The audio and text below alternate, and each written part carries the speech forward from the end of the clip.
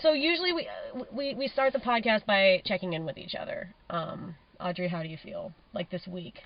I feel a little bit nauseous.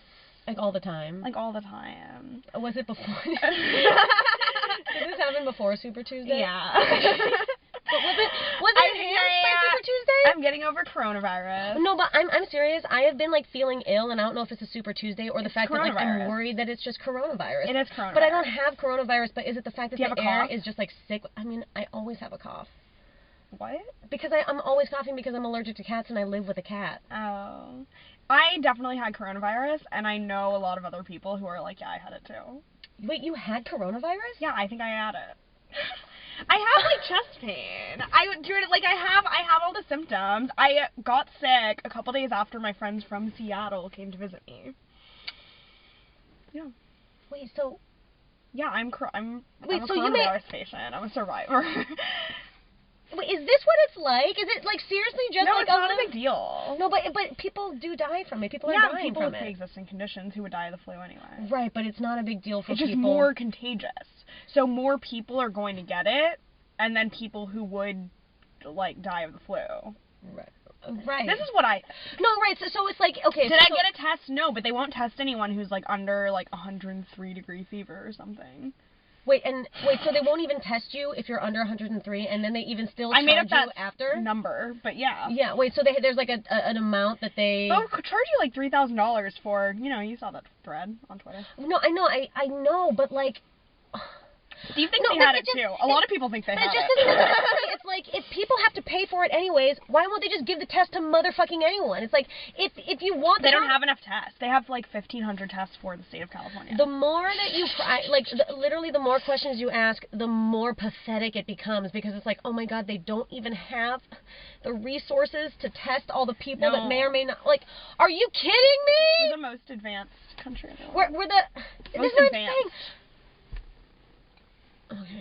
Okay, so how am I feeling this week? I'm just angry. I'm angry all the time. I'm angry at everybody. Yeah. And I know that anger is not the way. I know that I need to turn my anger into work and deeds, and I do, and I get on the Bernie dialer, and I continue to try to educate everybody in my life, but I'm still just so angry that after all the work Bernie people have put in for like the past 5 years, really, honestly, that we're so close, and then on the eve of Super Tuesday, Biden can just get a few big endorsements from absolute idiots, and the entire of America goes, I'm gonna vote for Biden because I'm nervous now. Like, after all the work we've been putting in, then it's just one day of 72 hours of positive media coverage, and it doesn't, like, that's how powerful the bad people are. That's how powerful the press is. That's what we're up against, and it's just so infuriating.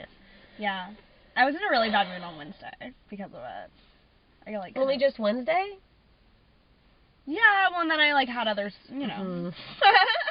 Maybe it was either Wednesday or... No, maybe it was Thursday. I was in a really, really bad mood. Yeah, it was a really weird mix. I've been angry, but it's I have to, keep away from social media. Yeah. Have you been staying away from... Because, by the way, Bernie Twitter, you guys got so negative so fast, and it's it became a really, dark place. Well, and not just negative. Not just negative, but, it's interesting because for me the most stressful thing was the pandering to Warren supporters immediately, and the way that it felt is it made it feel like we were in a very weak place that I don't think was super necessary. It's like people are like Warren supporters, we welcome you into the fold and whatever, and it's shut the fuck up. Yeah. No. It's not that I don't agree, it's just the tweets are really kind of frustrating and make me uneasy. There was a sense of desperation, and there was, and it's that bad parenting where it's you give the child what you want, you accept the child's terms, and it's no, we're being adults right now, okay? Liz, yes, you should have dropped out. You should have, best would have been to have dropped out in those same 72 motherfucking hours when every single other person dropped out of the goddamn race, and you just stayed in to take those delegates from Bernie, you bitch. You bitch, you selfish bitch. I'm sorry, you know? You did, and now we're having the day after like when you drop out, then like we're supposed to go like, oh, fawn over, oh please do the right thing by millions of people. Yeah, like, that I don't like. No, I don't like it. It made me uneasy too. It's and then like some of my favorite progressive people, like some of my progressive icons were like saying like, we gotta hope you guys for a Bernie Liz VP whatever, and I'm like, no, you guys, come on, like can we just stop caring about what other people think, please?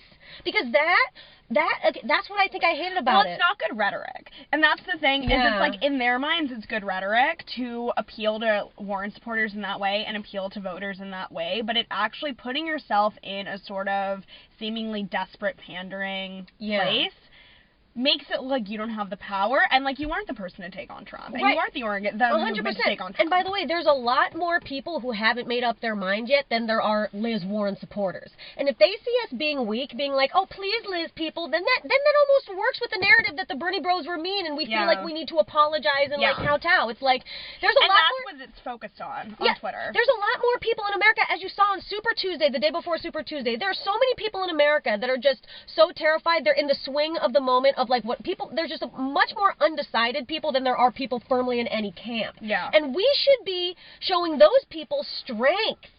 And we should be like, yeah, no, this is what we're doing, Liz. It's about time you hopped on, but if not, you have not been helpful, and we don't need you.